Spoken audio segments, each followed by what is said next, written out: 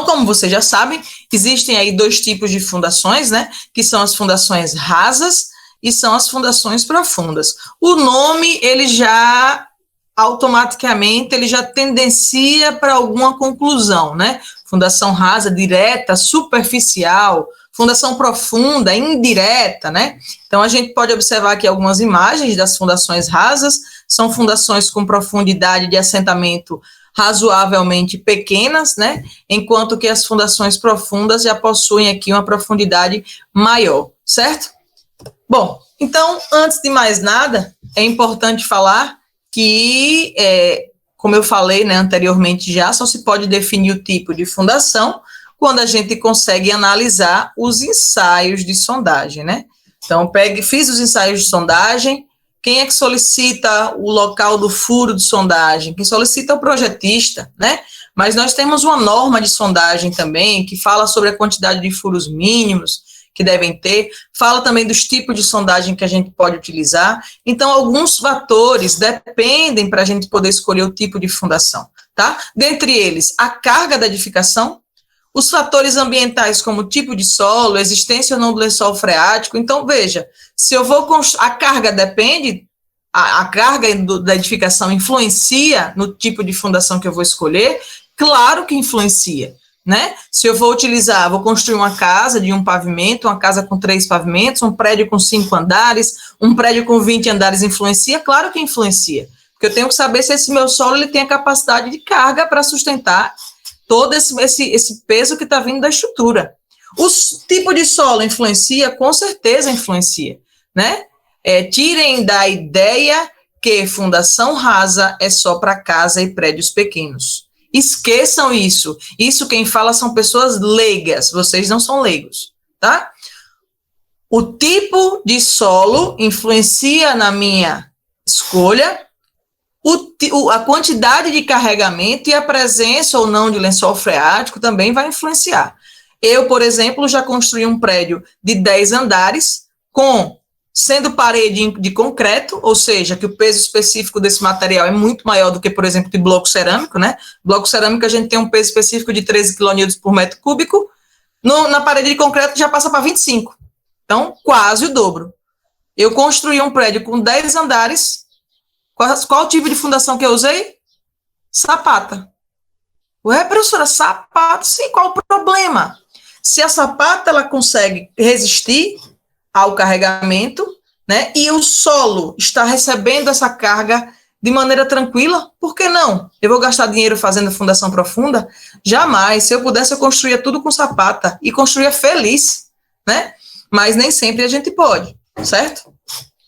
Bom, então a gente falou também, a gente já fez aí uma monitoria falando sobre a parte de investigação geotécnica preliminar, né, com esse e-bookzinho aqui maravilhoso, que inclusive ele fala da atualização da 6484, acho que foi 2020, não foi, Jéssica, essa atualização aqui, 2020 eu acho aqui, ou foi 2019, acho que foi 2020 mesmo. 2020. Foi. É porque ultimamente tem atualizado tanta norma, de 2019 para 2020, tanta norma atualizando, né, graças a Deus, porque as coisas precisam também evoluir juntamente com a nossa evolução, né. Bom, então quais são essas fundações superficiais e rasas, né? Quando é que a gente fala que vai utilizar uma fundação superficial?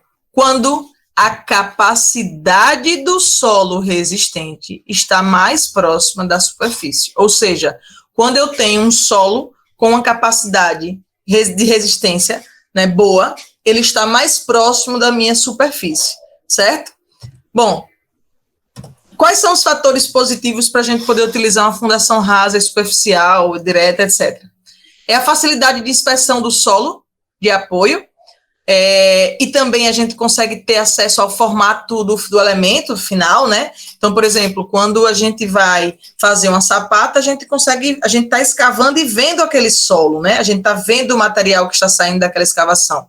E, além disso, quando a gente finaliza a execução da sapata, a gente consegue ver a sapata pronta.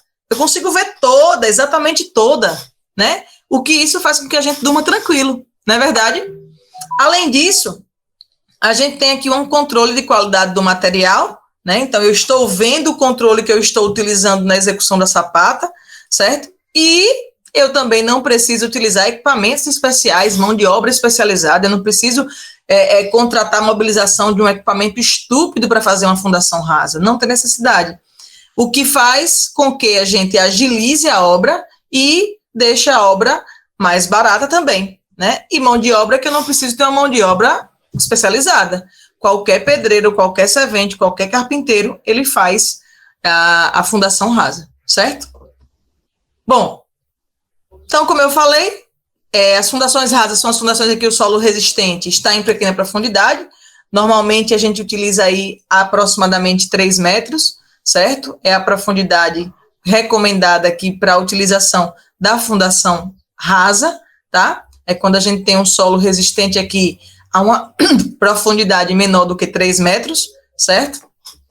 Logicamente, ao contrário disso, seria a fundação profunda, né? Se passou de 3 metros, a gente tem aí fundação profunda. Isso aí é uma estimativa, tá, gente? Isso aí não é bater o martelo, tem que ser 3 metros em ponto, se tiver 3,10 só pode ser profunda, não. Bom, quais são os tipos de fundações rasas que hoje nós temos na norma?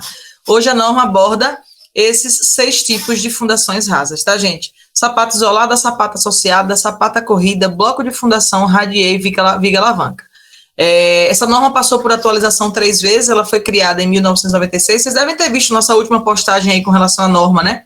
É bem interessante, então, ela foi criada em 96, foi atualizada em 2010 e foi atualizada agora recentemente em 2020, né? 2019, perdão.